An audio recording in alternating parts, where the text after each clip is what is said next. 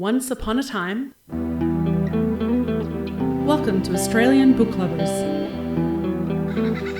your destination for imagination.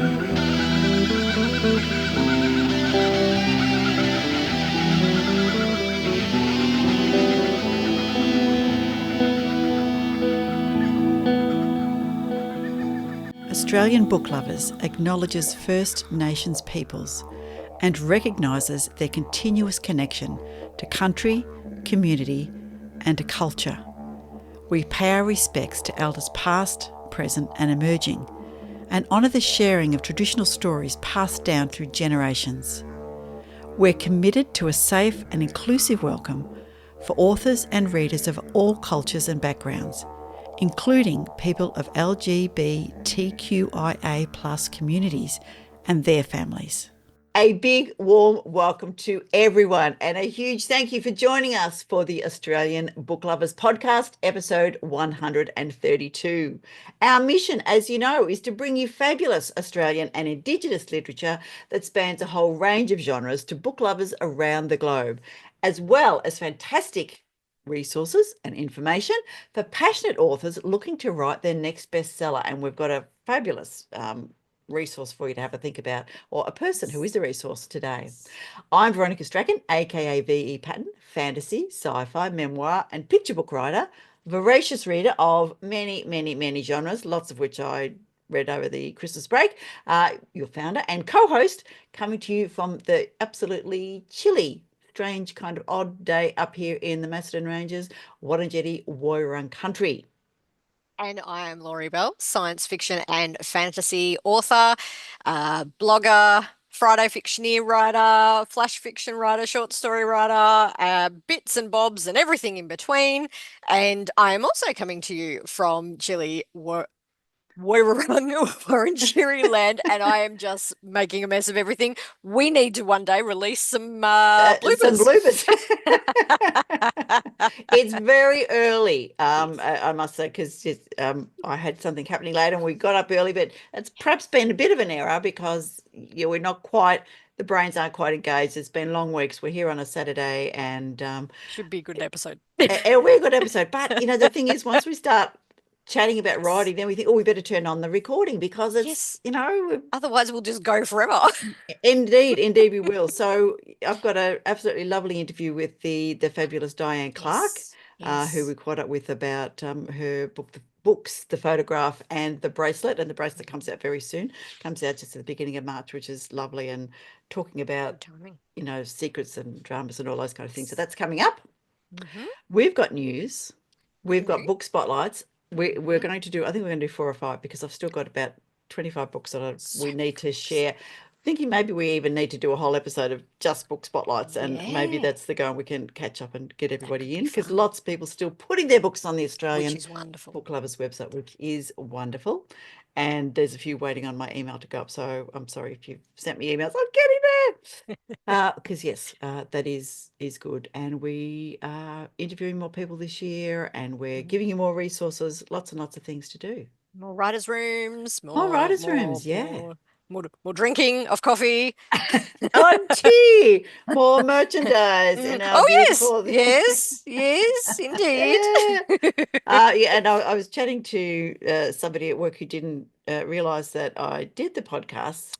Oh, so that's what you do with your days that I was like, yes, that is what I do. Spend pretty much all my time doing it. But this year, as we were talking about things we've got to do, and the fabulous Kate Allan on one of her blogs was talking about your goals for this year, as well as giving yourself some time. So what are your goals? Here we are. I'll put you on the spot, Laurie. What are your writing goals for this year? Have you had a chance to settle them in? Well, it's funny. So start of the year, got my finale of my big series done in December, which all went off to the publisher. massive effort. Absolutely massive. I've been working on that series since 2015. Ish. So it's been a good 10-year journey for that one, and I found I just needed to stop. So I submitted that in December, and then I took a break. I took a month where I did no writing, no editing, nothing. I been working so hard towards the end of the year, so I crashed, ended up getting sick over Christmas because I crashed. So I needed a break. And I think it's a timely thing talking about KM Allan's blog, actually, because she has a great blog, which one of her recent blogs was taking a break and tips for overcoming authoring burnout. So so because that's what we do. We just keep working because it's done in our spare time. Let's face it, none of us are getting paid to do this for our day jobs. So we're cramming it in after hours and on weekends and after work or on the way to work. So you run at 110%. You do get to a point where you think, I need a break. Yes. Yes. Speaking of, it's now February. So I've kicked off with editing my book 2 of my Whitefire series. Which I'm very is a long excited time about. coming. I am so sorry to so many people. It's been sitting there on the back burner. But not like you haven't been doing things, and you're allowed to have a holiday. This is really important. Yeah, absolutely. Exactly. So anybody looking for Kate's blog, her website is kmallan.com, and have a look at her website. And yes, tips for overcoming authoring burnout. She gives you a little background, and she says things like take a break, decide your priorities, work your way back to what you love. And I'm not going to do it all because there's lots to read, and it's really really good. But one of the things she says is cut yourself some slack. That's it. Exactly. We're all trying to do the best we can. It's too easy to get swept away and having to do all these things. So thank you, Kate. That is fabulous. And spot on too. Yes. So remember, take a break, chill, do things to relax. Yeah, and just absorb some of other people's wisdom, because that is what we suggest that you do, because there's so many good things out there. When I started in writing fiction, not that long ago, a decade maybe, how old? Anyway, let's not look at ages. Let's just move on. But I was soaking up so many blogs and helpful books and things that people put out there, because learning is a great thing, and I love reading. So did lots of reading over Christmas. Also had a bit of a break. However, I did start.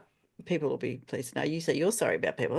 What about people who are waiting for soul stuff? So I began, so I'm more than 50% through. Hey. Yes, I've just fallen into a chapter where I thought, you know what, that's a whole lot of exposition and background. I could just cut 2,000 words out. So I've taken that out. So now we're sort of working through. And look, it was a couple of characters that I really love, but I figure the child can refer to them later. And that'll be okay. And I thought, she's not so bad. There are some good bits there. Some of them need some work, but I thought, there's some gems in there. I'm sure somebody will. Well, they do say if you put something aside, and it is old feedback and old knowledge, but there is truth to it. So that's why it keeps coming up, is that if you do put it aside and you do sit on it, and you not literally, well, I suppose you could literally sit on it, but that you do come back to it with fresh eyes, and you pick up things that maybe you couldn't see beforehand. And I mean, there's reason that's good advice, and you do see things, but also you saying that is really interesting for all wannabe writers or long-term writers or people that have been writing for a while. Just because I'm trying to word it in such a way that they are your darlings and they are your words, and you don't want to cut and cull and destroy, but it is editing, and it is removing some of the wordiness to get to the gems beneath and all that sort of stuff, that you can see things a little bit clearer. And I think actually when you were chatting with Diane a bit later, you both go into it, but definitely it is getting to the nitty-gritty of a scene, and cutting out that extra stuff that other people in critique writing groups or chatting with friends or chatting with other writers and all that sort of thing that you do pick up on, and by doing a lot of reading yourself, it helps you just tune that Yes. that editing skill to pick Yes. up what you do need. And it is okay to cut stuff. I mentor a young writer, and I say to him quite often, initially when you get your work back from a teacher and they've got a red marker all the way through it, and you think, oh, I'm terrible, it's not you, and it's not about you, it's the words and the writing, and you tweaks will make it better, and you can cut stuff even though you love a scene, and it's okay to do that. It's and eventually when you get through that editing process, you find yourself doing it all the time. I cut it, like you just said, cutting out a great swathe of exposition and description, and oh, I don't need 3,000 words here, I can just take them out, and it's not taking anything off your story. So it is an interesting mindset you get into when you really have been editing for a long time, I think, where you just go, yeah, no, I don't know this, and you don't even think about it anymore. Whereas when you're first starting out, that's really hard to do. It is. It is. It also then slips into, I find particularly slips into my work life. We're currently, writing abstracts for papers for the leadership program that we're doing, which is fantastic. Getting lots of wonderful help from some people at RMIT. But it's even looking at that, I go, oh, we could totally cut that down. Yeah. And it's, of course, I have to remember it's different writing. There's a bit more, passive stuff that happens in delivery of factuals, but it could be shorter and sharper and snappier. And, putting an abstract together where you're limited to 300 words and you have to put 12 months of your life into 300 words. It's like writing the blurb on the back of a, or a synopsis. 150,000, page novel. So word novel. So anyway, but words are fantastic. And I'm going to ask you in a minute what you read over Christmas, just to see. But in the meantime, I've got some John Koenig words for you. I thought that we might start with oft tides, which is an adjective where you're beginning to suspect that you're living in a bizarre alternate reality. As if you had stumbled into a shimmering what if thought bubble that somehow kept going episode after episode. Love that. How's that? I'm always fearful that we're in an alternate reality, honestly. Yes. Some of the things that go on, you just think, this can't be real. Yeah.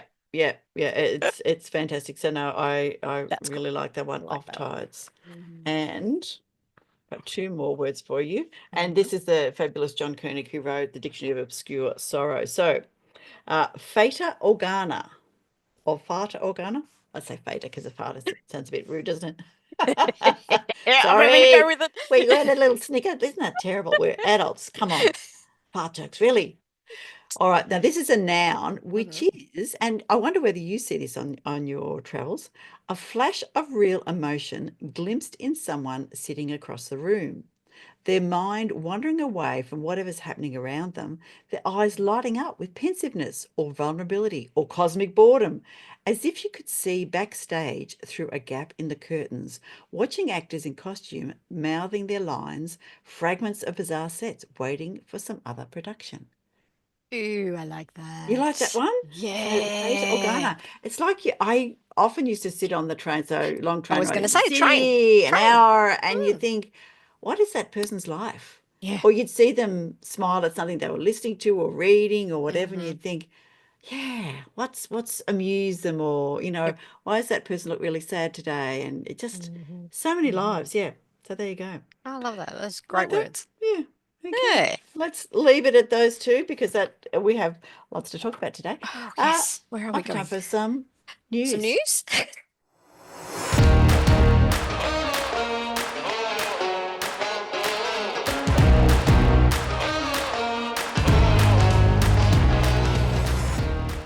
I did want to do a big shout out to the Melbourne Writers Festival Schools Week, which is in May. It's May 8 to 11, 8 and 9, no, 6 to 9. There we go. Anyway, it's early May. Early May, yeah.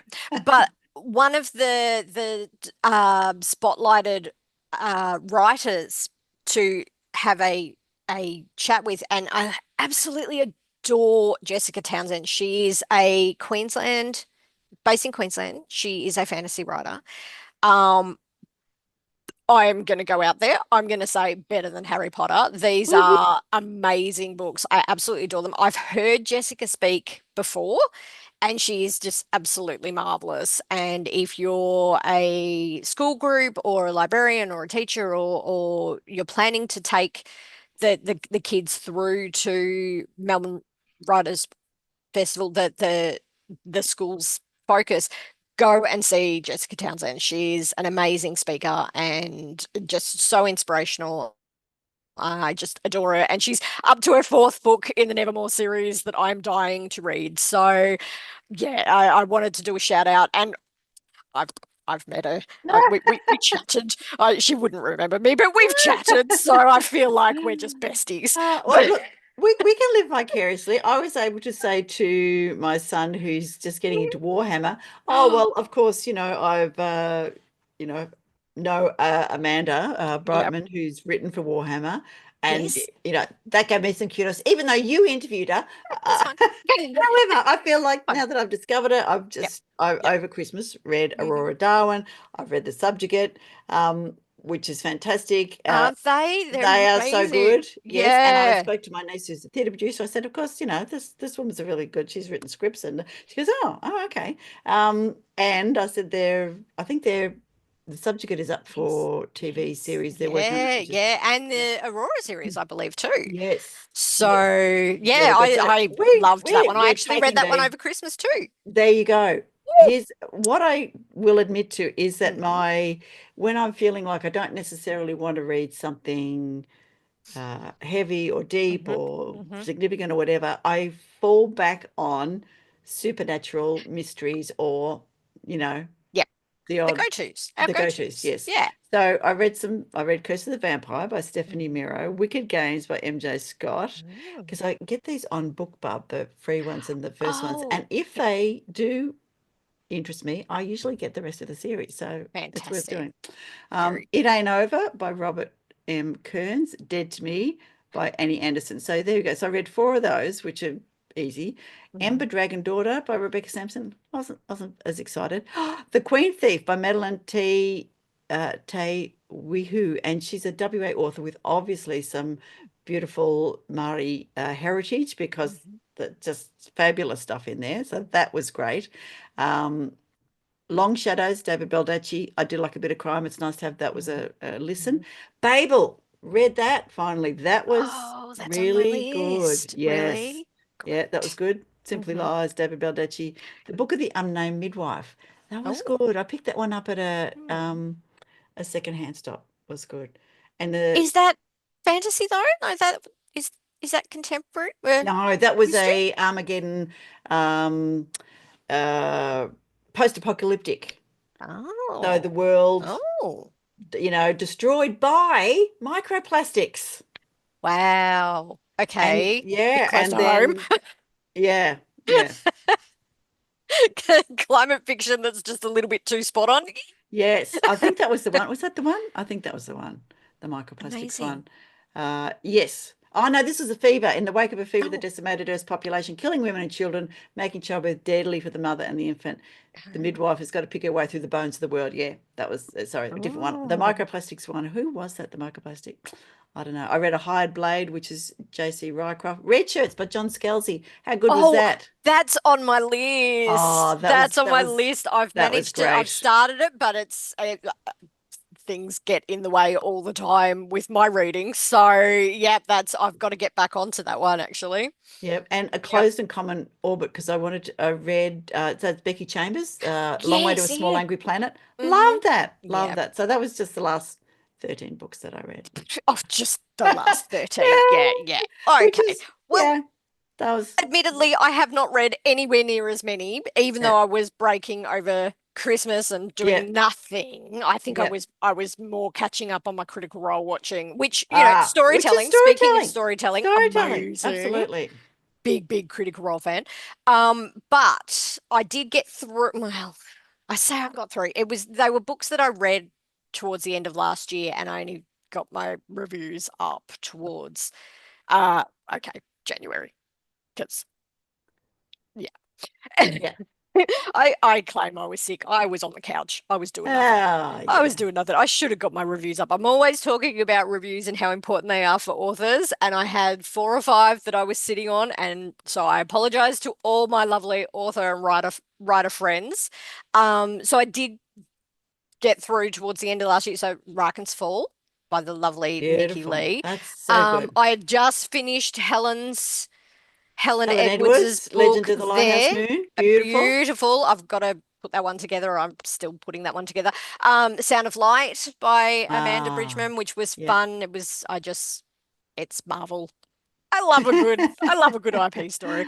Yes, Shattered because by Pauline Yates. yeah, I That haven't read Shattered. That I've got that, but I oh haven't read it yet. So, stupid me decided to read that on a plane, and it's oh, about being in a contained spaceship with a oh virus, and I heard people coughing, and I go, yeah, thanks, Pauline, that was awesome. Great book. Maybe don't no. read it on a plane. Okay. Mhm. Aurora Darwin by Amanda Bridgman Yes, that was so again. good. So, yeah, enjoyed that. And Small Axe, Kate Gordon and Kate Foster. I'd been meaning to get to that Ah, one for a little while. That was yep, adorable. I yep, absolutely loved that one. So, I haven't done as much reading because obviously I've been editing a lot towards the end of last year, but I'm catching yep. up on my books. So I'm Good. slowly chuffing through a bit of my list. We'll see Yep. how far I get through How far you before I get? go into the editing hole again. Unquenchable Sun, I also read, which was really good. Mm. The kids got me that, and I can't remember who the author is, which is Mhm. terrible, but also Emperor of the Eight Islands, I'm currently reading at the moment. But, Mhm. if people are looking for a good book, we've got Yes. more books to give away. I've got Yes. sitting here in front of me, Mm. um, actually, these are all from Transit Lounge. Are they all from Transit Oh. Lounge? Yes. Mm. The fabulous Transit Lounge. Mm. The Spirit Circle by Tara Calaby, which is a really interesting one. Mm-hmm. After the Great Storm by Anne Dombrowski. And The Buried Life by Andrea Goldsmith. So if you want Awesome. a book, if you've run out of books, Yep. jump onto the website, go to Book Lovers, subscribe, and you can be in the swing for winning that. I've just given away the Oh, January great. ones, which is good. Mm-hmm. Ready to post off to various places, and the lovely Lisa Darcy gave us an ebook, so that is going to one of our regular giveaway entrants, Mm-hmm. and she admitted that she hasn't been a good audiobook listener. The last time she listened to audiobooks, it was on a cassette tape. So we've talked about how Wow. that could work. So she's very bit excited about that, which is lovely. And she's Very one of cool. our very loyal listeners. So that's great. Excellent. Oh, so And of 4 books course, going if out. you want, subscribe to the newsletter so that we can have certainly more giveaways. And Yes, we've always got some fabulous books to give away. absolutely. That's three. I've got more books over there and a couple more in the mail. And Woohoo. some of the authors and publishers hang on to them and post them out directly. Just saves us the Nice. postage, which is Oh fantastic. man, postage, that is the worst. That's a bit of a killer at the Oh, moment. it is really tough, particularly as a independent author in Australia, because Yes, posting the book costs more than the book itself yes, in some cases, depending on where it's yes, going to. yes. So yeah, if Yeah, you want and to we jump do. on and subscribe to the podcast to help us post, that would Yep, be fabulous. yep. We do send the So, odd book overseas. We've got some yeah. very loyal American readers in Mm. the UK. One I had trouble getting a book We've got to. listeners in the It was UK. somewhere. Yeah, yeah. Oh, and the US, And that's yes, marvelous. yes. And one book that came back, unfortunately, we just couldn't get it through the Spanish postal system. It Oh was just no. very tricky. So we worked out a Oh, different alternative. So that was a bit okay. sad, even though it had got there. But anyway, you've got to do Oh, the declaration. But books, a universal postman. language. Hmm. Yes. Yeah, Oh, I didn't tell you yeah, my for sure. news. All No. right. Oh, the last one that I had, which Yeah, was sorry, really, go really, ahead. really brief. So, some people would have noticed in the last couple of weeks that Penguin Random House has acquired text publishing, which I don't know if it's good news or not for Australian authors and writers because that's the third small, is it the third small I think it's the publisher third small now that's publisher. been Yeah. acquired by a Small indie. big, Yeah. one of the big five? So we're Yeah. kind of losing all of our lovely independent publishers, which yay for them getting acquired, but it's really limiting where we can send and get our books into those big five. So Yeah, yeah. that's I still don't know if that's A good thing or fabulous not, news or yeah, not, because but it's it less has happened. people reading your Mhm. book for publishing. It's yeah, And it's text publishing is in Melbourne, yeah, and so many of their fabulous books have been up on all of yeah, the award circuits, and yes, they've yes, been just kicking amazing goals with text yeah, publishing. And now they say they'll still be existing, and I hope they do, but yeah. it's a bit tough for Aussie writers at the moment. It is. It is very Mm, much so. And look, it's a bit tough for the arts all round. mm, mm. Yeah, I think ASA, we've I come think, out have of got a survey up yes, that was if one of you're my a things is writer. that please go Mm, to the ASA and have your annual yeah. say at the ASA, which is asauthors.org.au. So AS Authors, Australian Society of Authors. They have also got the new rates of pay for literary award Yep. judging, and they Mm, also want you to do another survey on authors and digital media. So please jump mm, in and let them know how you're feeling about that as well. yeah. And they've got, as always, great advocacy and those kind of things. Mhm, Wanted to talk to you about the fabulous Anita Heiss, who's mm, joined in with Simon and Schuster, the imprint Bundy Publishing, and they've mhm. announced a Bundy, so Bundyi. Apologies, Anita, if I'm mispronouncing that. That is in fact a Wiradjuri word meaning to share with me, and it was founded in 2023. And the Bundy imprint focuses on cultivating First Nations talent in the industry by publishing books by First Nation authors, then That's working great. with First Nations editors and designers. So yes, and among its first acquired titles is Maruyung, Song of Time, the new memoir by Stan Grant, which was released in December last year. So I've read some of Fantastic. That Anita's sounds like a work, good and yeah, good some really imprint. good. So if you are a Mm, First Nations author, please check out Bundy and look at the writing prize, which is $10,000, oh, and great. manuscript development with a First Nations Oh, editor, getting that.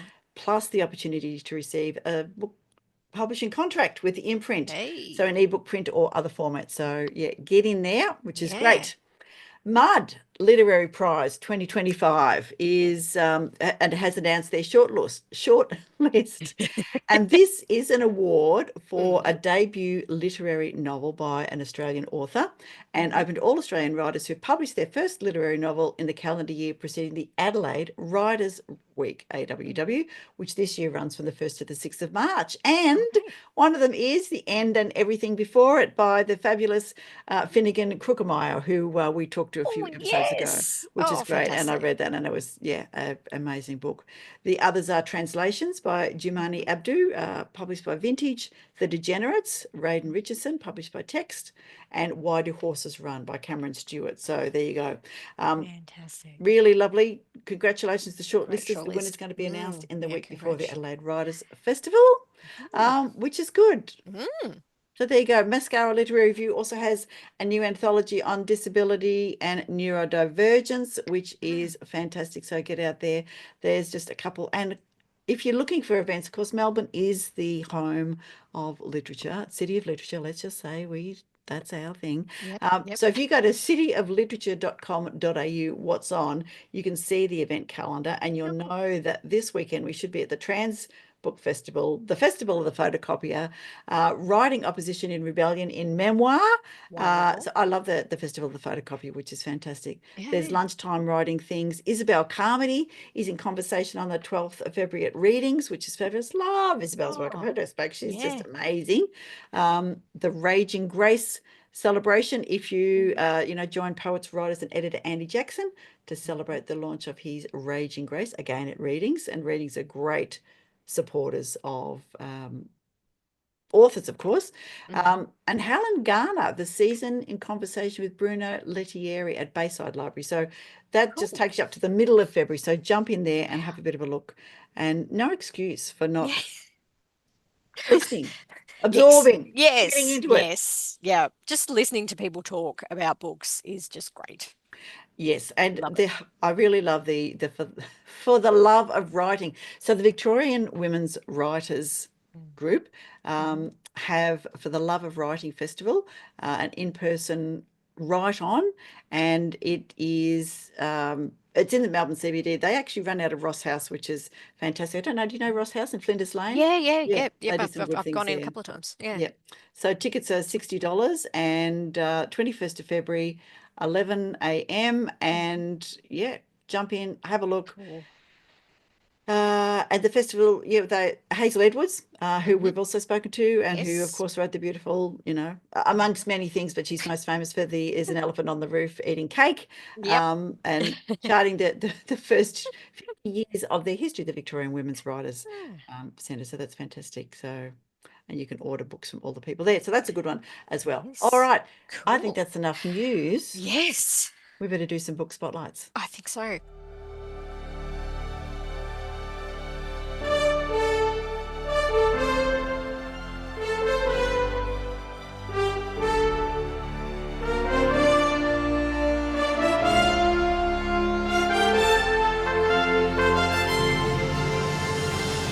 Book spotlights. All right, Yes. Laurie. Okay, let me move my little thingy over so I don't have my eyes going in every direction, which would be very weird. Hard to Sorry, watch for give me. people who are watching us on That's right. YouTube or Yeah, I've only got Spotify. like 12. Well, okay, it's not 12. There's only three screens. But anyway. All right. So our first spotlight, Golden by Simon Turner, which is a contemporary. For Will Watson, yes, for Will Watson, it was a time for change. Life in England had gone sour for him. So he and his golden retriever Mia headed to the other side of the world, to a small Australian mountain town called Mullaney. I know people live there. I've been there. It's a Really? great spot. Yeah, Oh, beautiful. It's just lovely. Sorry. there, Will, no problems. I'm going to have to cough. There, Will tries to navigate through the surprising and sometimes sinister ways of his adopted community while trying to make a living. As he strives to feel at home in Australia, Will is faced with a long list of challenges that are at odds with the easy life he'd been led to believe was the norm down under. But the biggest surprise is in Mia's connection to this land, to its denizens, and to the environment around her, through which she forges a stunning new purpose. What happens with Mia will change all of those around her, but none more than the man, her dearest friend, who needed to change the most. A story of transformation, dedication, and secrets hidden just beyond our sight. Golden is a profound, moving, funny, and consistently surprising tale. So there you There you go. go. Yeah, the Mm, the the lovely Simon. All right. yes. So S.S. Turner is, as you know, author of Secrets of a River Swimmer, which you can also find on Australian Book Lovers, and but it's The River Swimmer is an inspirational humorous novel published by the Story Plant about finding the right pathway forward amidst the challenges of modern life. The novel was inspired by his experiences of swimming the River Tweed when he lived in Scotland, which I told him he was mad about because why would you do that? It's freezing. Anyway, he did. So his second novel, The Connection Game, also published by the Story Plant, is a suspenseful and profound story about the Basilworth family who believe bad things are happening outside their window, and they're in a basement flat, and they can just see people's feet walking past. Again, fabulous story set. And that won the Chrysalis Brew Project in 2023. Ooh, 2023 New Book Award, and it's been described as masterfully woven and unputdownable. So his third novel, which was published in October 24, is Golden and has been described by early readers as the ultimate fictional dog book. He lives in the Sunshine Coast, Australia, with his wife, daughter, son, playful golden retriever, two bossy cats, when are they not, and Yeah, 10 fluffy chickens. So thanks, Simon, for sharing your third book with Australian readers. that's fantastic. I better jump into book two because we've got so many to go through. Christmas Actually by Lisa Darcy, who, of course, we have spoken to recently, a contemporary. So every picture tells a story, but it's not always the ones we expect or remember. In this festive drama about family and forgiveness, Kate Cavendish, photographer, mother, sister, wife, daughter, friend, and pet wrangler. Not great in the kitchen or at wearing heels, like walking a tightrope. Kate's life requires focus and balance. She's also stuck in a rut. That is until a former colleague contacts her and offers her the chance to fulfill her lifelong dream of becoming a successful photographer. But with her focus pulled in all directions by her children, her sister, her newly dating mother, and the niggling worry that her husband may be having an affair, Kate is filled with self-doubt. And with one tiny miscalculation, Kate's about to topple and bring her world and all who she loves crashing down. With airbrushed precision, Robin, Kate's heavily pregnant sister, is an Instagram darling, a bona fide social media sensation. Her posts, photographed by Kate, scream perfection and happiness, but Robin struggles to live up to the images she posts. Despite Kate's concerns that her sister, increasingly trolled online, should consider her posts more sensibly, Robin is determined to prove she is living the perfect life. But at what cost? As the countdown to Christmas begins and memories of her childhood resurface, Kate's anxiety deepens, both personally and professionally. Can she move on from past events and rebuild her future? And can the power of social media finally stop hindering her family and help her create something successful? Christmas actually is a snapshot of modern family life, addressing Instagram to motherhood and everything in between. There you go. And that is one of the books that we just gave away. Lisa gave us an ebook giveaway, which is fantastic. So that's just gone to a lucky winner. And Lisa's bio. She typically writes stories about women navigating friendships, careers, romance, and ultimately trying over adversity. With several previously published novels under her name, Lisa Heidecke, her seventh novel, Lily's Little Flower Shop, was published by Bloodhound Books in the UK under her pen name, Lisa Darcy. It's since been published in France as L'Adorable Boutique de Fleurs de Lily and in Italy as Il Piccolo Negozio di Fiori. In 2021, My Big Greek Holiday was also published by Bloodhound Books and has been published in Slovenia. Dobost v. Grici, Should You Keep a Secret, was also published by Bloodhound Books. So in April 2024, The Pact was published by Wings Press, and you'll find that one on Australian Book Lovers. Her 11th novel, As You Will, Christmas Actually, has just been published by Bloodhound Books in the UK. She teaches creative writing at the Australian Writers Centre in Sydney. She presents workshops and writing retreats, and she's been on panels at the Romance Writers Australia conferences, GenreCon, and many Australian and international writers festivals. So she's got, as you will hear if you go back and listen to us when we chatted to her on the recent Writers' Room, lots and lots of fabulous contributions to the Australian publishing and writing scene. Yep. So, book 3, Not Mentioning Any Names by Margaret Pearce, which is Aussie Tales and Humour. It's not all beer, Skittles, and Dr. Spock, this motherhood caper. Somewhere between the experts who theorise and the amateurs who practice is a wide, deep gap. Experts have written a lot on how to raise children. In a free society, you pay your money and take your pick. One of the interesting side effects, completely ignored by experts, is how raising children lowers mothers right down. They are reduced to tears, tea, and aspirin, hysterics, sherry, cigarettes, blunt instruments, bullying, and blackmail. Life with children is composed of confrontations, truces, compromises, and intermittent battles. Suitable textbooks on survival of child raising might well include guerrilla warfare, unarmed combat, and of course, communication. Handy for negotiating terms for truces, compromises, moratoriums, rescues of badly wounded psyches, egos, and compensation management when in the wrong, which is always. That sounds like a lot of fun. It is a lot of fun. It's a lovely little novella. Again, one recently won and heading to one of our lovely subscribers. So I think they will absolutely enjoy that. Margaret sounds like an absolute hoot. Her bio says, which you can tell from her bio, launched on an unsuspecting commercial world as a stenographer. She ended up copywriting in an advertising department and took to writing instead of drink when raising children. Good on you, Margaret. Good choice. Good choice. She completed an arts degree at Monash University as a mature age student, and she has had poetry, articles, short stories, and mainly primary and teenage novels currently listed on Amazon Book Depository, Kindle, and writersexchange.com. So you can have a look at find her on google.com, view Margaret Pearce, which is lovely. Yeah. Okay, so book 4, another one with great names. Nasty Names Are Hurtful. An Australian White Ibis responds to name calling in the city. Written and illustrated by Rick LeCouteur, and is obviously a children's book. In Nasty Names Are Hurtful, an Australian White Ibis responds to name calling in the city. Oh, that's a mouthful. Meet Penny, an Australian white ibis navigating city life after human-induced changes disrupt her natural wetland habitat.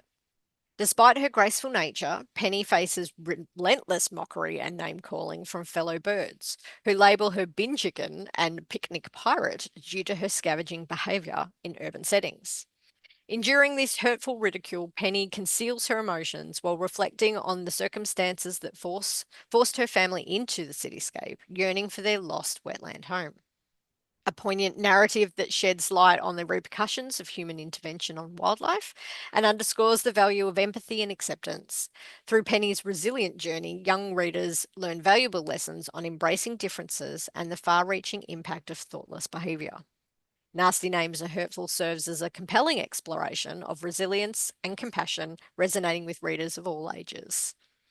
It did make me think. We had a little bit of email back and forth, and yes, I think it's a great book, Rick, because it's easy to slip into what everybody else does.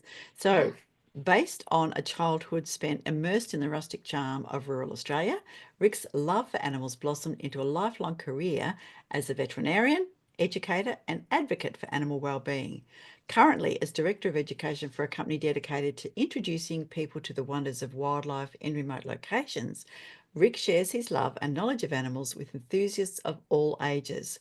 Through the telling of stories crafted to inspire love, understanding, and advocacy for wildlife, Rick's journey has evolved beyond clinics and teaching into the enchanting realm of children's literature. Through his stories about animals, Rick seeks to cultivate in young readers a sense of curiosity, empathy, and responsibility towards the natural world. Moreover, Rick's narratives serve as a clarion call for environmental stewardship in the face of climate challenges. It is Rick's belief that by nurturing young minds with the mystery and fascination of animals, we can sow the seeds of compassion and a deep reverence for the delicate balance of life on our planet. Through his stories and illustrations, Rick hopes to kindle imagination in young hearts and to inspire a new generation of animal lovers and conservationists. I love that. Yeah. And our last book for today, What If? How to Frame Challenges into Opportunities for Growth by Bronwyn Frazer, a non-fiction self-development book. So what if you could change outcomes for the better? What if you took back your personal power? What if you led by example and in doing so, encouraged others to do the same? What if you learnt from your challenges and flipped them into opportunities for growth? In What If, you'll learn ways to look at challenging situations differently. You'll see that even though some experiences may have been painful, they contained a gift in disguise. This book will help you to look inwards to develop self-awareness and emotional intelligence, tap into your inner wisdom to reflect on what the challenge was about and how to reframe it into opportunities. Create better feelings and outcomes by reframing what happens to you into this is happening for me. Give you the courage to follow your heart and lead an inspired life and inspire positive change in you and your community.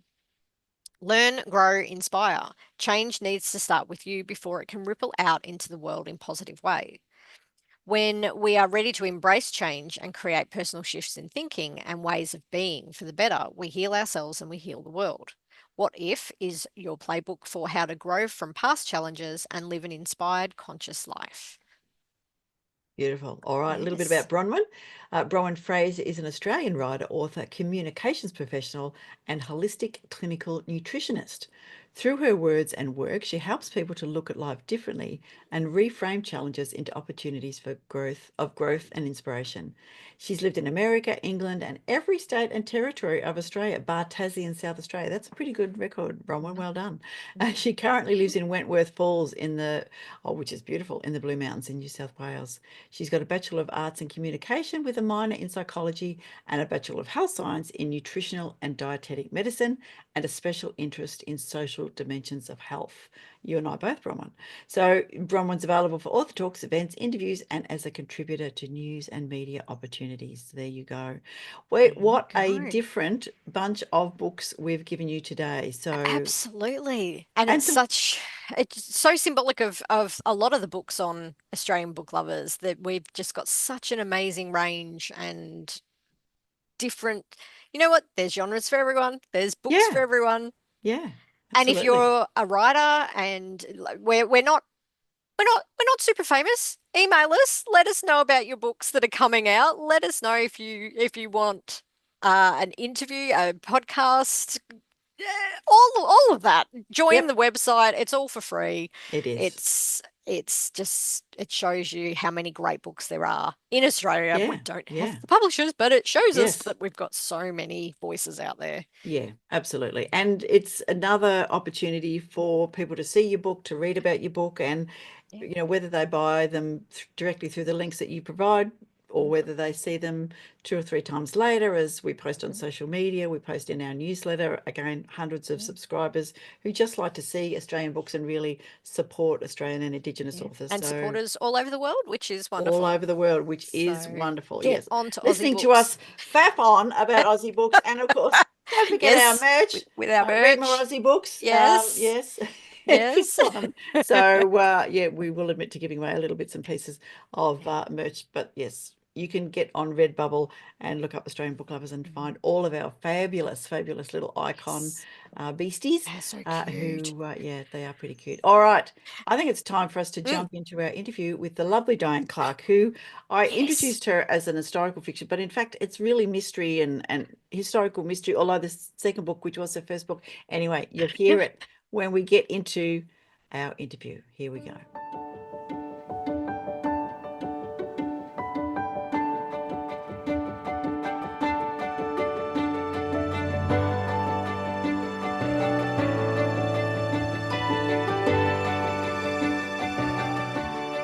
So welcome, book lovers. I'm absolutely delighted to say on this chilly Melbourne, not so chilly Queensland morning, welcome Diane Clarke, author to Australian book lovers. Thank you. It's lovely to be here. Beautiful. So Diane, I'm down here on Wurundjeri Woiwurrung country in northeast Victoria. Whose traditional country are you on up there?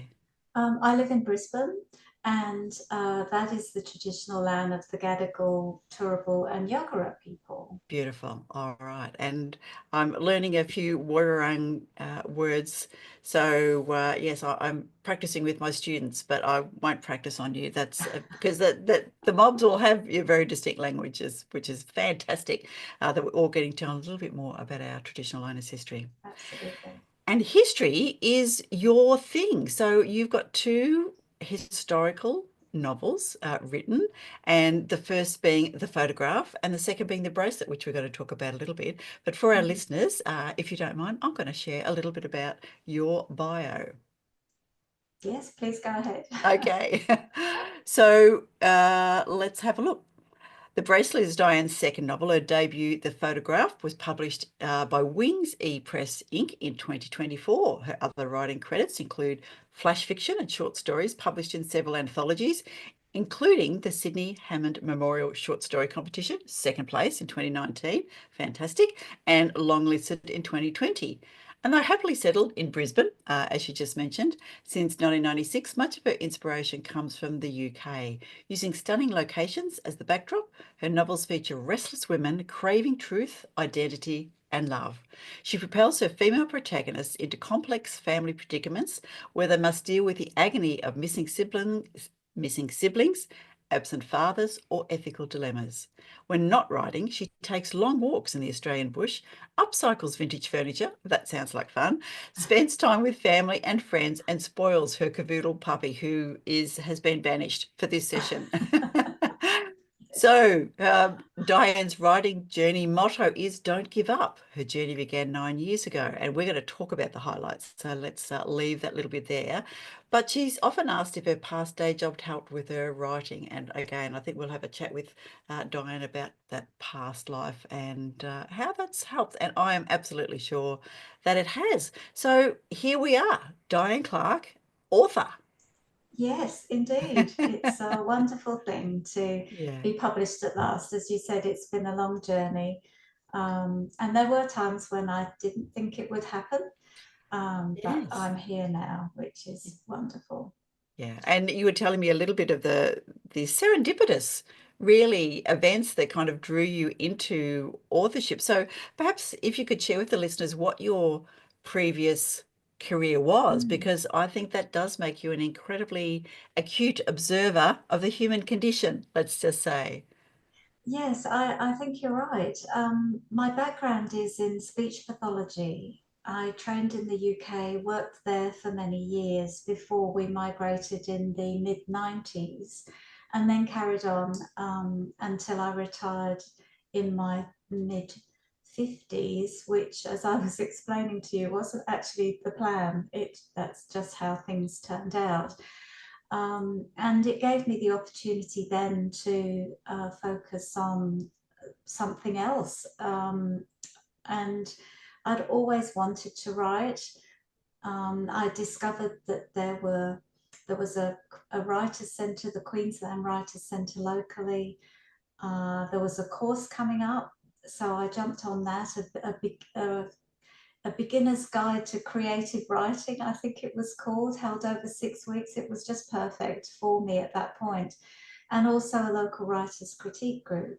And they were an enormous help to me too in those early days, because I think I thought that years of business writing would give me a bit of a leg up. And Yes. I suppose, yes, I could string a sentence together, but that's not in writing, but that's not the same as storytelling. And learning how to tell a story, I discovered there was, far more to it. And so I've done my best. I've tried to educate myself and improve my skills along the way. Yeah, To where I am now. to where But you are going now. back to what you were saying about my Yeah. career, obviously the core skill of a speech pathologist is to watch and listen. And I think it's given me an ear for dialogue and an eye for interaction. And I worked in an area, the disability area, where people often didn't have verbal speech, and so you were having to watch really closely their non-verbal behavior. What were they trying to communicate? What was the purpose of it? What was their motivation? And so I think all of that has helped me to think about those things when I'm writing a scene, and then try and put that into words on a page, which that's the tricky part. I can see it all. I've got almost a movie-like view of what's happening, but finding the words to actually describe all that, that's the challenge. Yeah, it absolutely is. Sometimes I think that it would be good if we could just sort of, chuck that movie from our head and Yes. some app would translate it for us on the Yes. page. Yeah, it's Exactly. fantastic. Yeah. Yeah. Uh, let's think a little bit more about the change from technical writing, clinical writing. Having very much felt that myself when I thought, oh, well, I should be able to write. I've written reports, I've written this and that and the other. Intelligent, articulate people. But there is a real mindset shift between and it's not even non-fiction that we write as clinical people. It's really factual work. It's not fiction at all. Well, hopefully it's not fiction. We have to, write the truth about our clients. But tell me what helped you do that mindset shift from just factual writing to creative. What were the steps along the way for you? Well, I think there were still things that helped, so I might Yep. just talk Yes. about that too. Yes. And I think that business about accuracy actually was a help to me, Yes. because I will scour and scour and scour a thesaurus to find the word I'm looking for. And I often had to do that with my clients too. You know, some of my clients were so unique in the way that they communicated that the typical clinical words just didn't cut it. So so I think that striving for the perfect word, the perfect description, I think that helped. And I think even with report writing, there's a discipline to it. There's a Absolutely. beginning, there's a middle, and there's an Yes. ending to it. And so I think that actually, that scaffolding, you know, you can take that into fiction writing. Yes, that is true. Yeah. But then I suppose the things that are so different is that you can make things up. So you can have your characters, you know, behave in good ways, you know, horrible ways. You know, you can engineer those conflicts, and you know, work with plot points to sort of drive the story forward. And that's the joy really of fiction writing for me, is that you just do have that freedom. Yes. And things that would never come up in a clinical report, like, you know, what's going on out the window, or you know, the weather. You know, those, you know, being able to draw in and make use of setting and location and weather, to be able to I don't know, support a particular mood of a scene, perhaps. That, you know, there's a real joy in that too. It's almost just the earlier part of your response is that it fits under the umbrella, write what you know, because that is what you know accuracy, and you know how to read people, and you know how to look at nuance of behavior and those kind of things. And then you build on what you know, and you've said you've taken some courses and you've had some help. And I think that's incredibly great advice. And I know there's lots of advice around, but learn and don't expect that you will jump into it immediately. And that was hard for me, going from being a successful person in my own right, doing my own thing, to then going back to being an apprentice when I began writing creatively. So yes, that's right. And there were certain things that about storytelling that you do just have to understand in order for your work to, if you have an ambition to be published or to enter your work into competitions, that sort of thing, you know, you have to understand things like point of view, for example. And point of view never comes up in a report, you know. It's just it doesn't, you know, it just doesn't. So you know, that those sorts of things you do just have to learn and understand and apply. And then other things like, you know, your pacing of a story, your high points, your low points, not letting the middle go saggy, you know, all of those sorts of things too. The technical aspects of it. So it's a whole. It's what, as you say, it's what you know. It's what you can suddenly have the freedom to write about. But then there's also the technical stuff too. That you just have to learn about in some way, shape or form, and apply. So let's look first of all at The Photograph, which was your first published book, before we talk about your latest release, which is going to happen very soon. The Photograph. Carol Hunter believes she lost her brother during the wartime evacuation of 1939. Her adoptive mother denies his existence, and Carol was too young to remember with certainty. when she finds a black and white photograph of her family standing on a London station in the company of a mystery boy, her determination to find him reignites. In 2020, Carol's daughter Megan takes up the search for her missing uncle. Confronted by her own secret, will she ignore it, or will she remember Carol's lifelong torment and avoid the mistakes of the past? So this is a review by the lovely Andrea Barton, the godfather of dance, who we've also chatted to on the podcast. A gripping novel that explores the lifelong impact of family secrets on a wartime evacuee. Emotive and thought-provoking, this is a perfect book club choice. So take notice, all you book club listeners. The photograph by Diane Clarke. So where was the inspiration behind the photograph, Diane?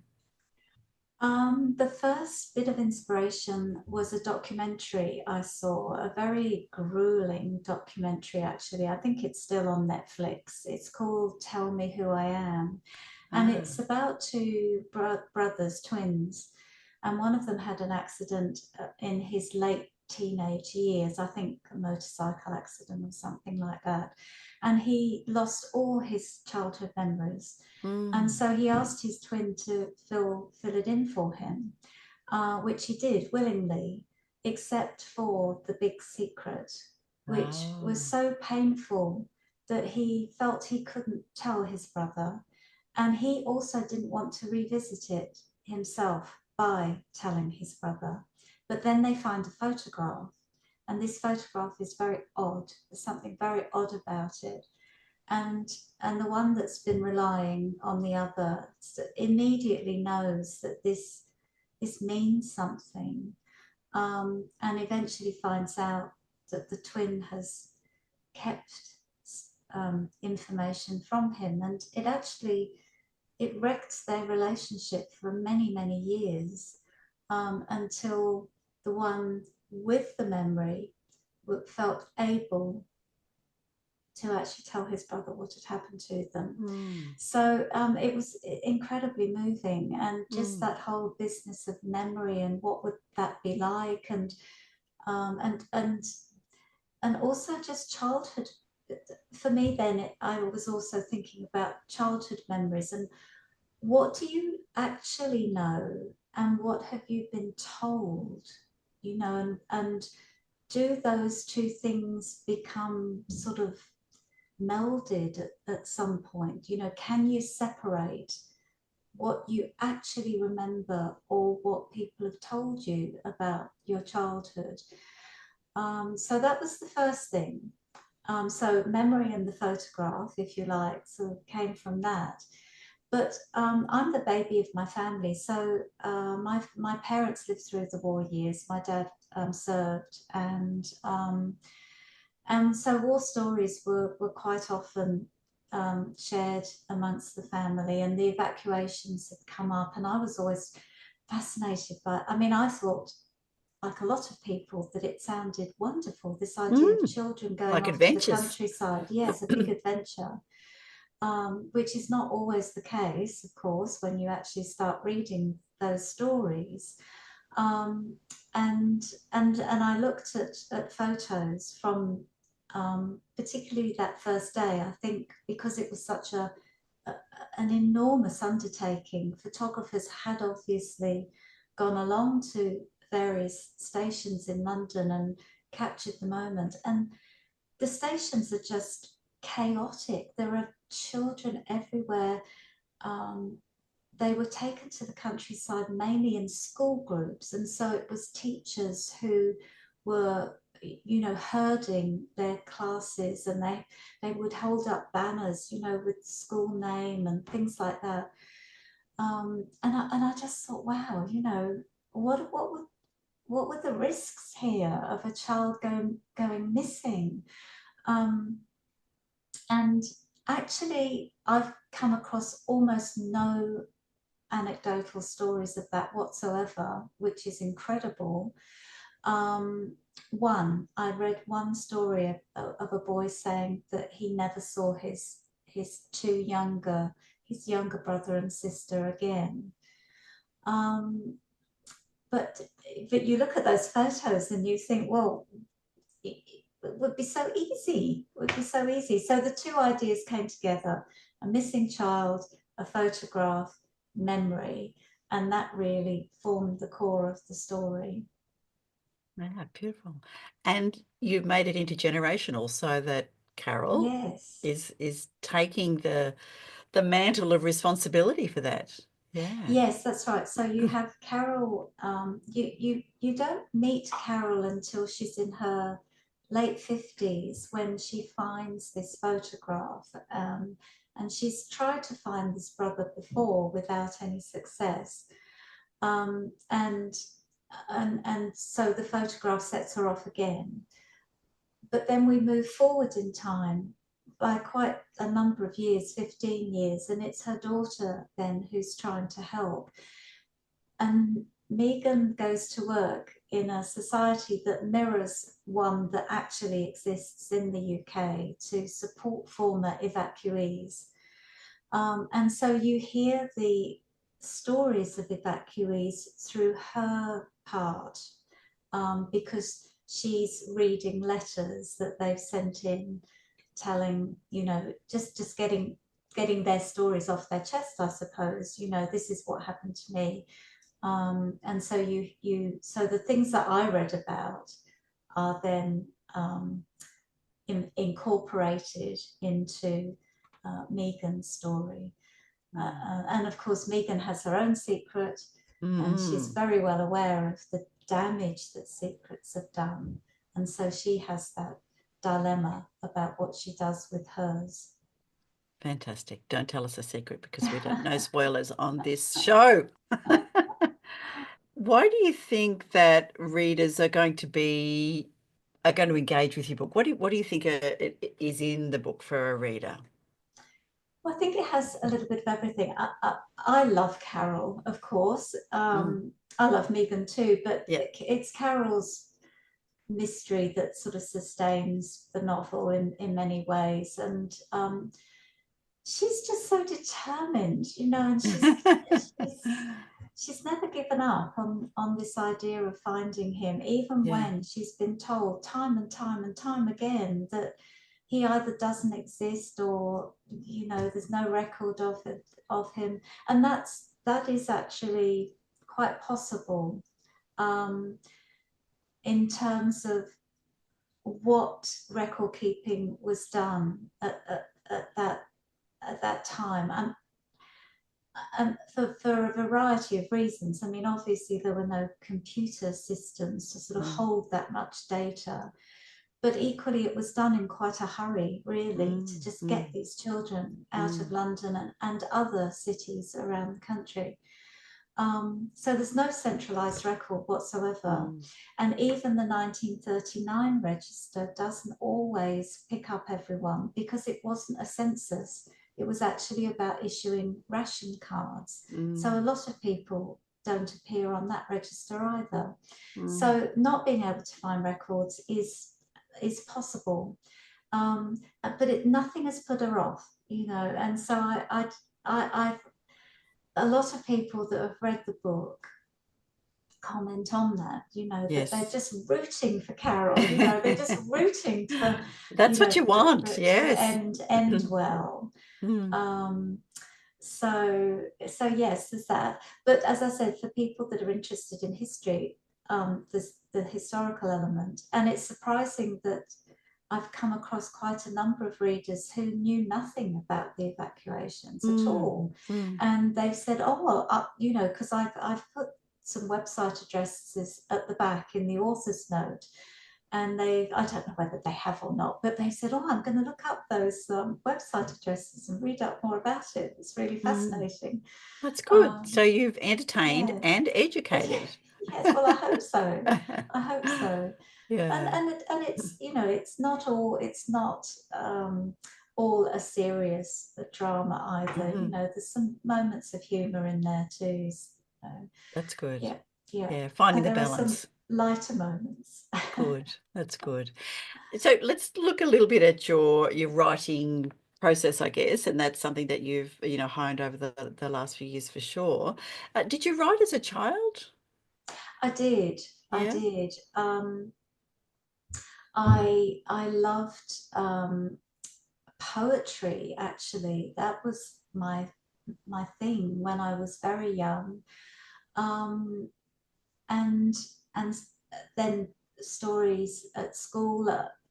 I was often encouraged in that regard, but I'm a bit of a split personality, Okay. Veronica, because there's part of me that has that sort of creative side, but I do also have this very strong scientific, um, I don't know, right brain, left brain, I suppose, side to me. And so as I got further through my school years, um, I did keep up.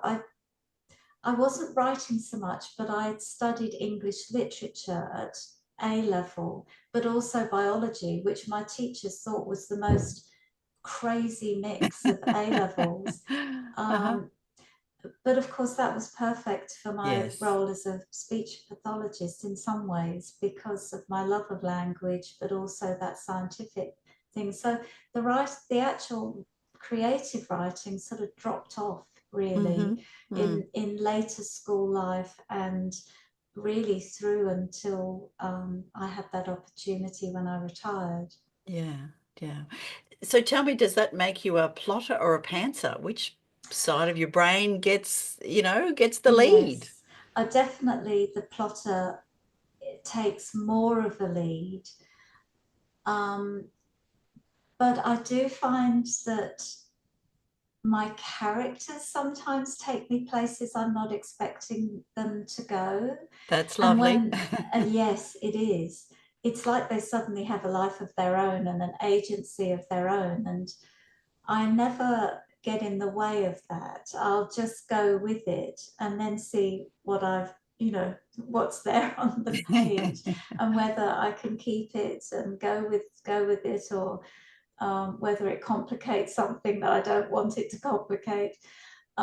So that's lovely. And I think the other thing too, and it's probably not even a plotter or a pantser thing, is just the editing process, and that once you have an editor involved that's looking at the overall structure of a story, then there's often changes that you need to make that change your original plot. So even though I might go into a story with a very clear idea of how I want it to unfold, that hasn't always been the case. For example, the person helping Carol in the photograph originally wasn't her daughter.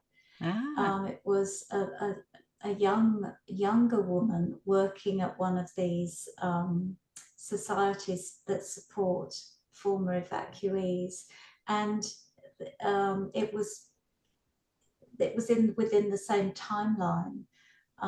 There wasn't that jump to Negan's timeline. So things like that just get changed as the novel evolves, I suppose. Fantastic. I remember chatting with, I think it was Lisa Kenway, about her novel. I think it was Lisa, one of the crime writers, and her editor said, "We need more red herrings. It's too easy." So she had to go back and put more red herrings in, and then for her, it changed the way she thought about the novel, and what she ultimately delivered, which is fantastic. So Yes. you've gone down a traditional publishing route. Tell us a little bit about that. Well, yes. Um, I am published now. Yay! But Campaign all round. it Yeah. took a long time. Yeah. It didn't come quickly at all. I was lucky enough to get an agent, and I thought, I thought that was it. I had an agent. It all fall into Yes, place. it would all happen now. Yeah. And he tried his hardest too, and I had lots of rejections. But finally, we contacted Wings ePress in the States, and I got the letter. Um, you mentioned Andrea. I know Andrea too, and she wrote an article on her blog, and it was the difference between and but. And that's the difference. You know, Yes. I often had really very, really very lovely rejection letters. Oh, we love this, we love that, but and Not for us. and Wings came back and said, we love this, and we'd like to offer you a contract. So, yes. That's fantastic. So Andrea had a similar experience, obviously, and yeah. wrote about it. Yeah. Tell me how many years, because it often does take quite a while between, you know, finishing the book, getting your contract, and having the book actually on shelves or in digital readers. Yes. Yes. You can get a paperback copy, print on demand through Amazon. Yes. Yeah. From the very beginning, like when I first retired and went on that first course, Yes. probably about 9 years. Wow. So, Yeah. Persistence. I think some of Carol's persistence, we know where that came from. I had a year when I dropped out of everything and just couldn't bring myself to write another word. And then I can't remember exactly what got me going again. Something did, something sort of got me to read one of the manuscripts again. And of course, if you step away from a manuscript for a period of time, you can often see improvements to it that you were blind to at an earlier point. So I think that was it. I think it was a case of not actually writing, but just reading it and thinking, you know what, I could actually do something better with this. Good. Yeah, that's fantastic. It's the way it goes. All right. So you did the photograph, which is absolutely fantastic, but then you've also got the bracelet. So I'm going to share with people the blurb. So Monica Granger's life is upended when Harry Powell, the man she believes is her father, fleetingly appears at her grandma's funeral. In the hope of understanding the past, she negotiates a truce with her prickly, tight-lipped mother, Celia, and re-examines a decades-old tragedy involving Harry's sister. Just as Monica finds the courage to reach out to Harry, Celia gives her a silver bracelet that triggers alarming questions. As she unravels the mysteries of the bracelet, her mother's behaviour alters. Will these puzzles derail her dreams of connecting with Harry and his family?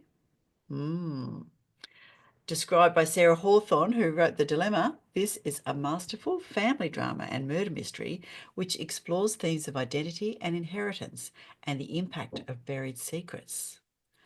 There you go. So secrets is playing a big part in your mystery, which of course, they're mysteries, of course it has to be. But what do you love about secrets? Oh, look, I think secrets are, well, they're fodder, as you say, they're fodder for novels. And they set up conflict, don't they?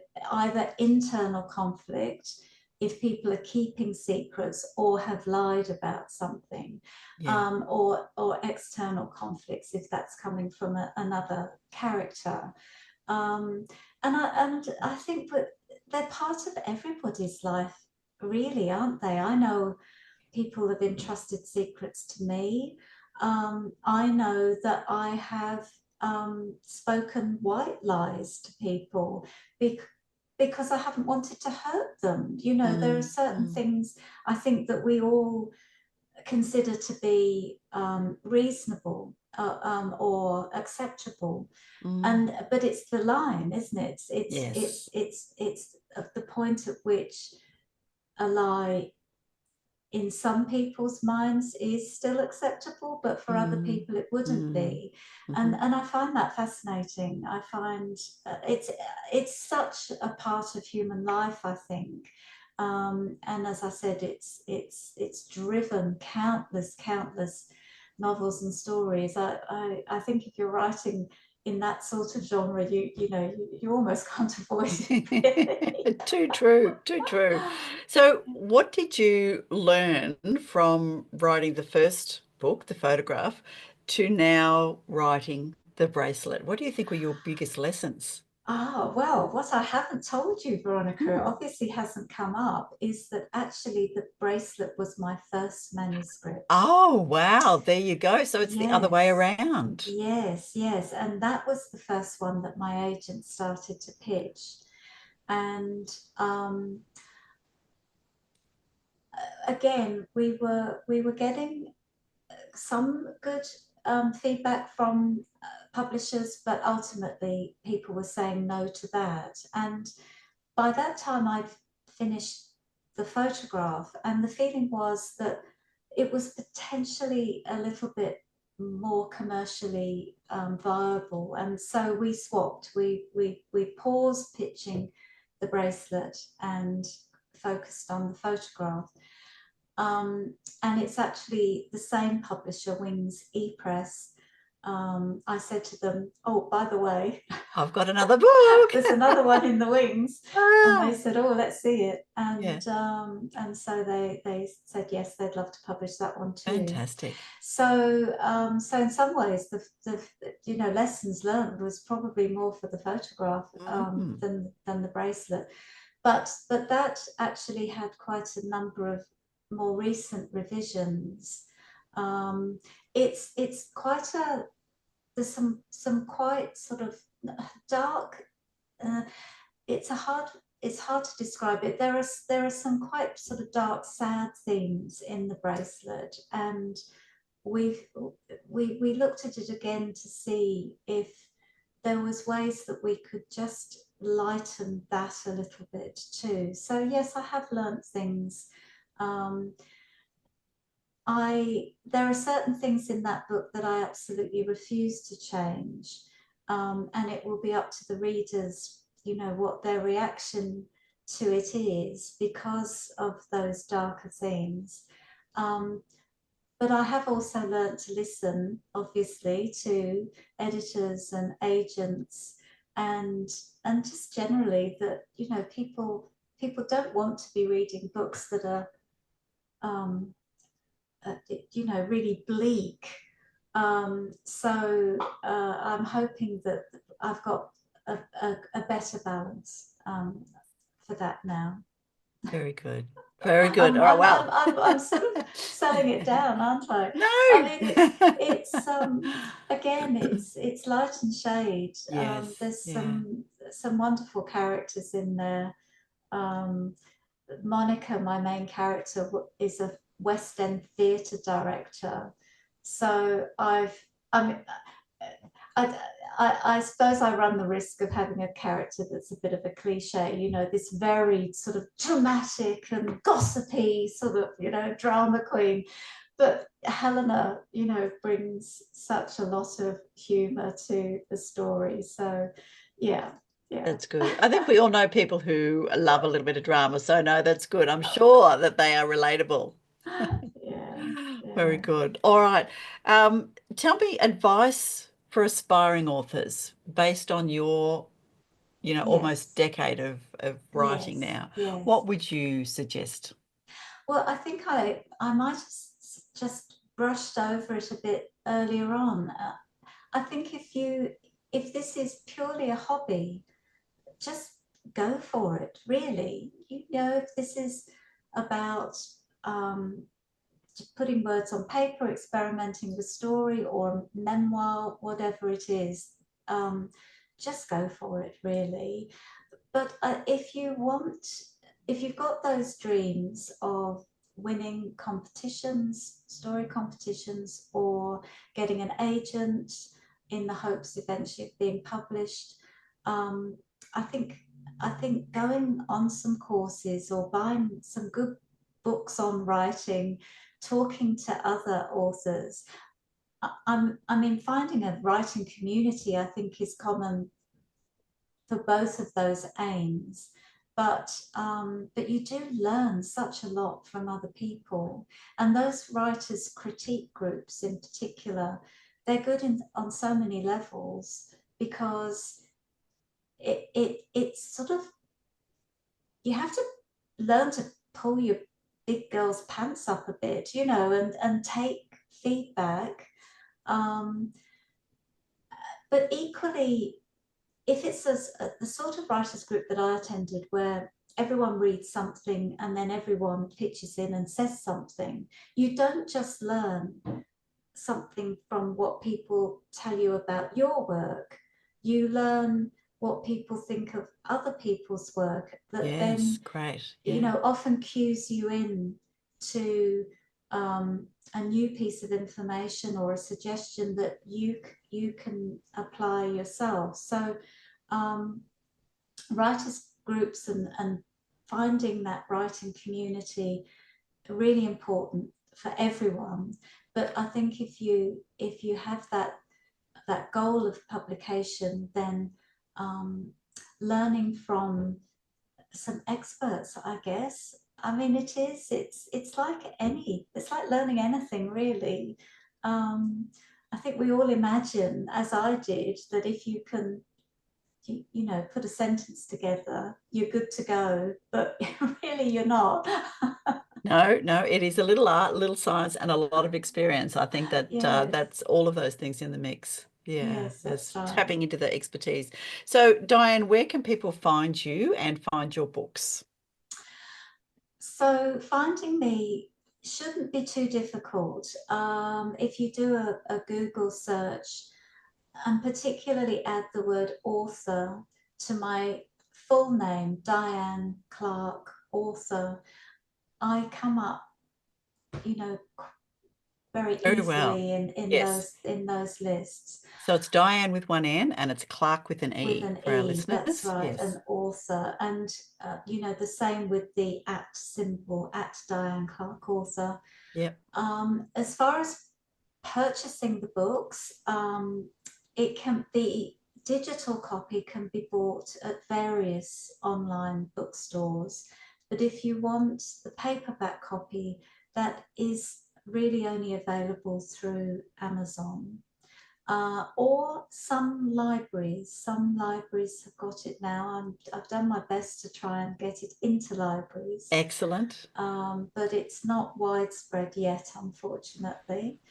But so listeners, if you want it in your library, please ask your librarian to bring it in, because that means that Diane will get a little royalty every time somebody borrows it. So that's very important. And really, I don't mind at all. That it's not about the money that comes from book sales. I would just like people to read it and enjoy it. So yes, please request it from your library.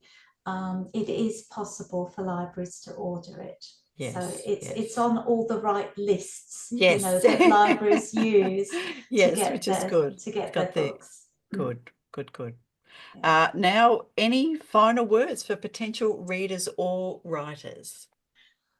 Oh, we've covered such a lot. We have. The only thing I would say, Veronica, is that there isn't really as much of a historical element to the bracelet.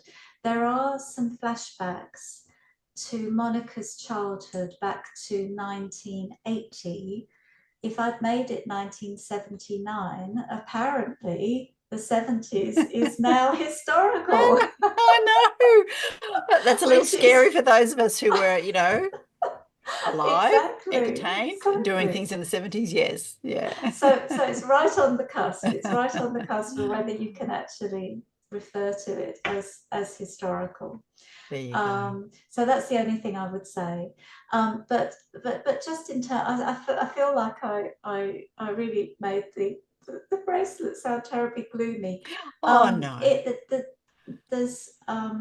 There are a lot of elements to that too. People have commented on the photograph that it's got that sort of multi-layered storyline aspect to it, and the bracelet's no different.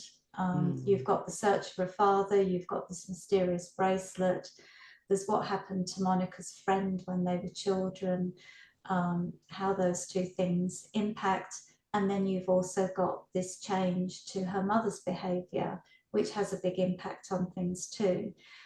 So there's there's a lot of different things going on. I hope it's an interesting read for people because of that. Yeah, people that like a more complex story that's got layers, I think it sounds like the absolute ideal read. And we're not at the end of summer yet, people. So get yourself the bracelet or the photograph and support Diane as an author, which is fantastic. Thank you so much for your time. Oh, and can I just quickly say, yes. So the same thing for purchase of the bracelet. So digital copies in various places, paperback through Amazon, and that comes out on the 1st of March. Which is fantastic, and very soon. So I'm hoping you have many launch things to attend to. So thank you so much for squeezing us in before then, Diane. Oh, no, it's been an absolute pleasure. I'm so grateful for the support you give to authors. We really, as a group, I'm sure I can speak for everyone and say we really, really appreciate it. Thank you. That's lovely to hear. Thanks, Diane.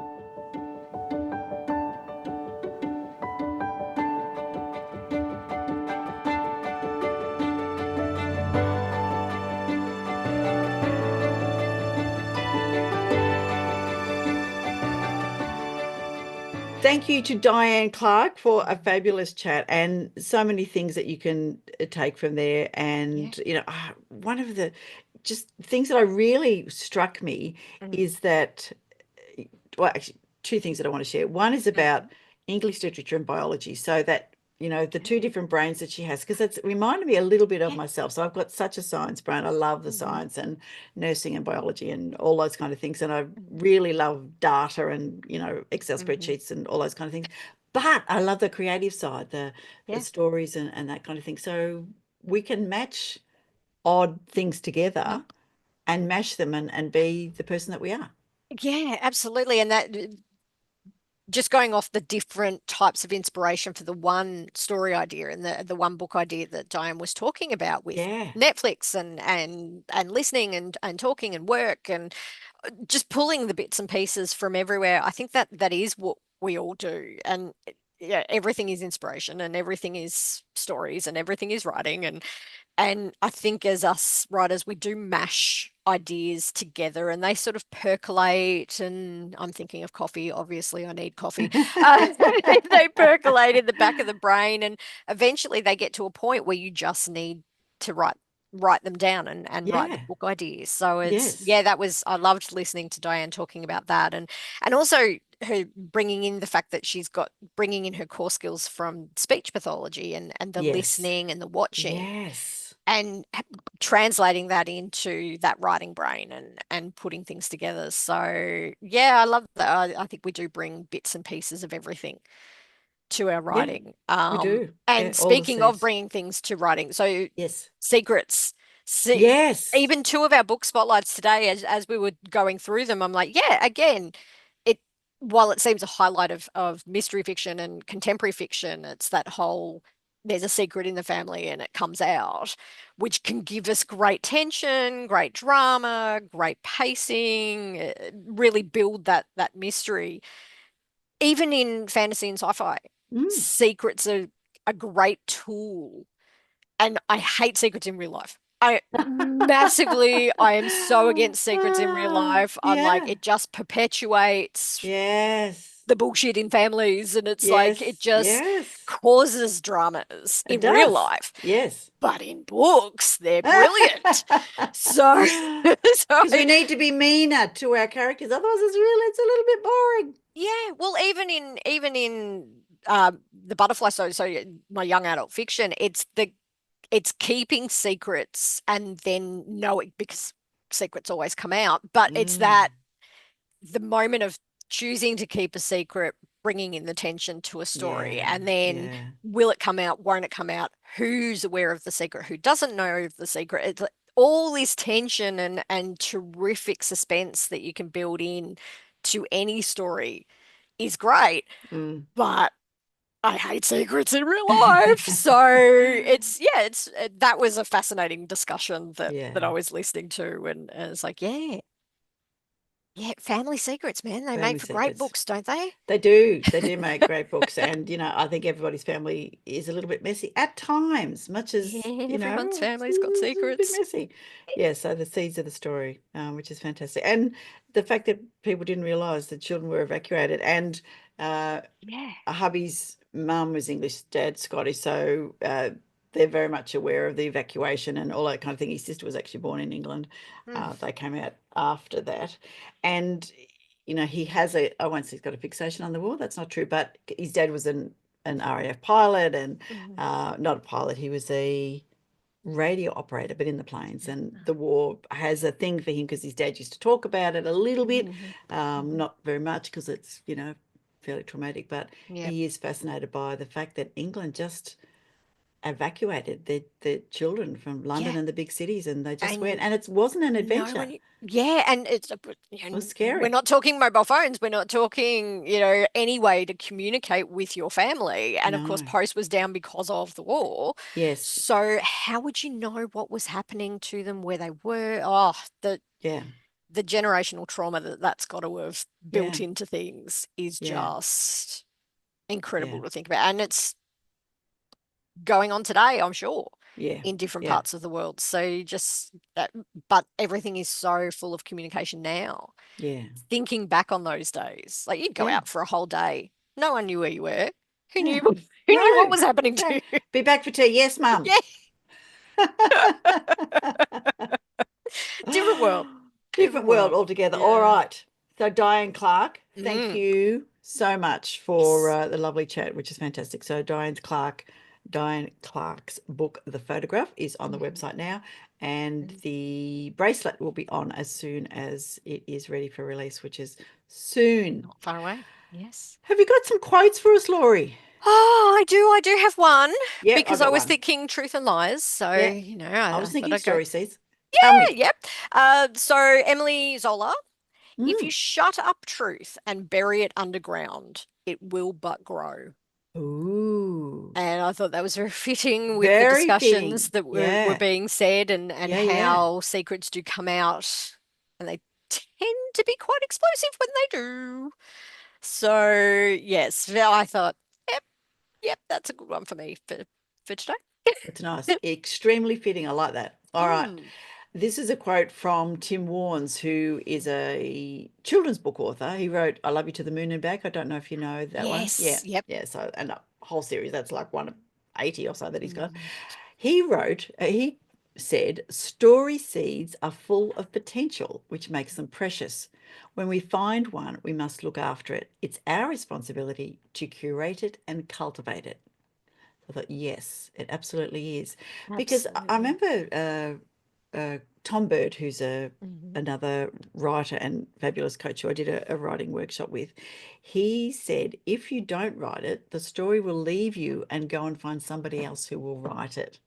So it will only last so long, and then it'll go, I need to be told I'm going to something. Because sometimes you go, someone else has written that book. That was my idea. That's a great way of describing the waking up when you've had an idea, a story idea or a dream that you think, oh my God, I have to remember that. And then you don't write it down.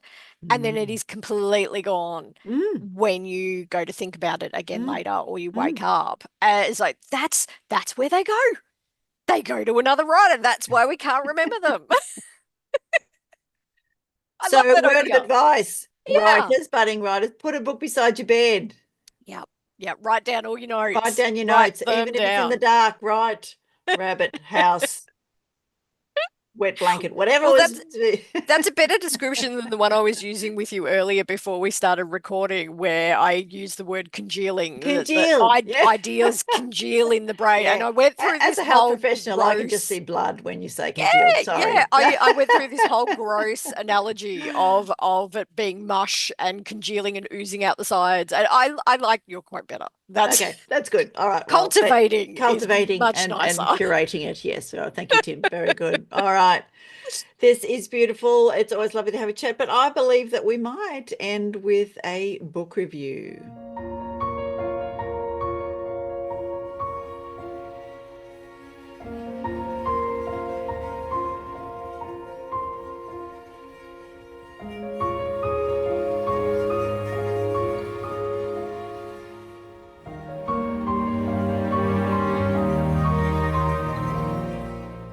I'm actually going to use one of mine. Can I use one of mine? Yes. It's been a while. I had it open on my screen. Let me see if I can find it, because I can gush and probably will And do all that. over That's and right. over and do all that. But I will actually read the official wording that I put together. So let me just grab that, because I wanted to do Rarkyn's Fall, because this is book 2. I loved book 1. I dove into book 2. It was It's like, amazing. The it world just felt like a building. feast, didn't it? Oh, the I'm world going to write building that just down because I haven't written my sucked review me yet. right in. Yeah, you write that down. That's good. So I'll just very quickly read the blurb. Very, very quickly.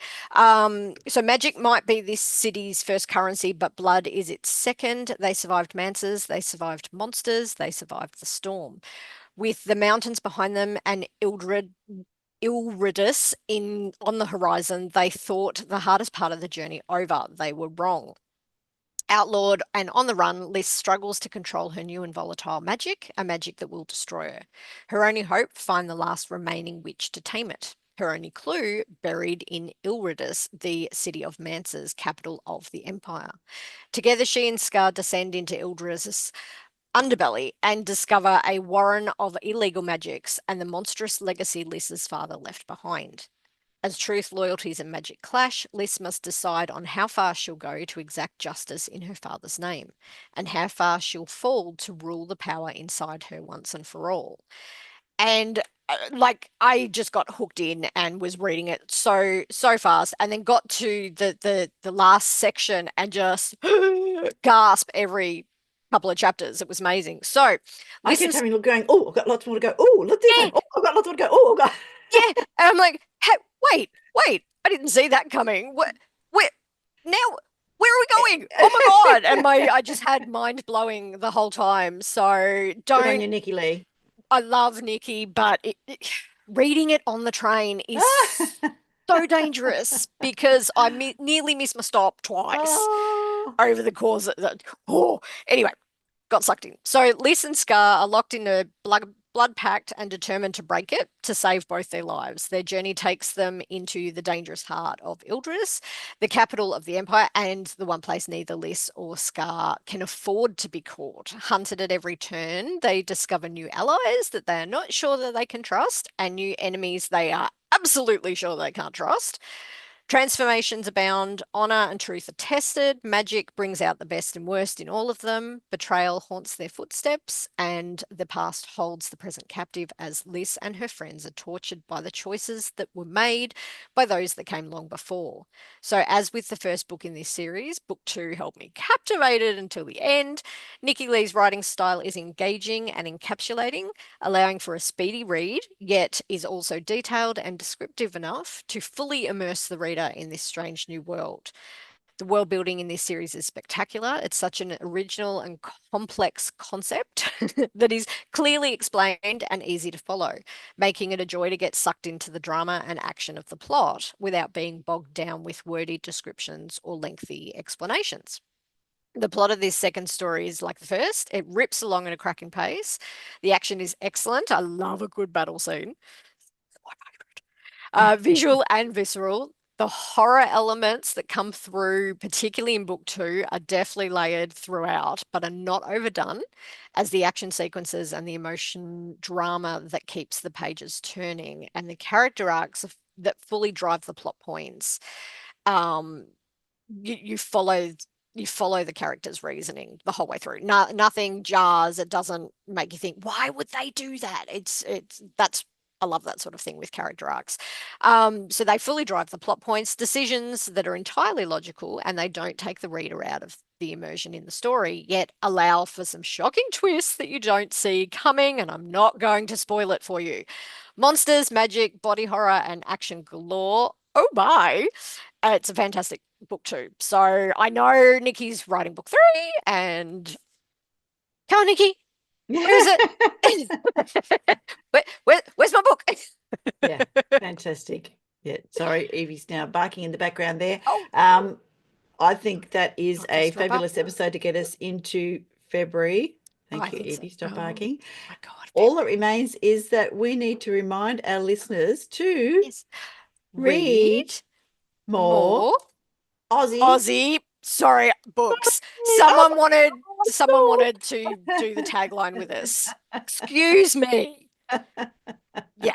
Well, This just for your end, those dog that our end. need to know that's Lexi. Yeah, we've been talking about yes. So there's a cat run across across Laurie's screen for our listeners, and a dog back in the background is in fact Evie. I think the animals are black trying to tell us to retriever. wrap it up. Hey.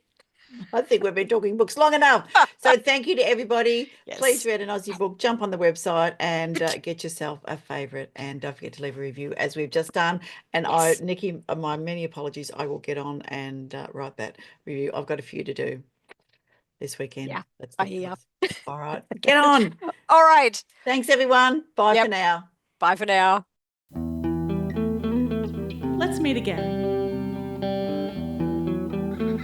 when magic happens.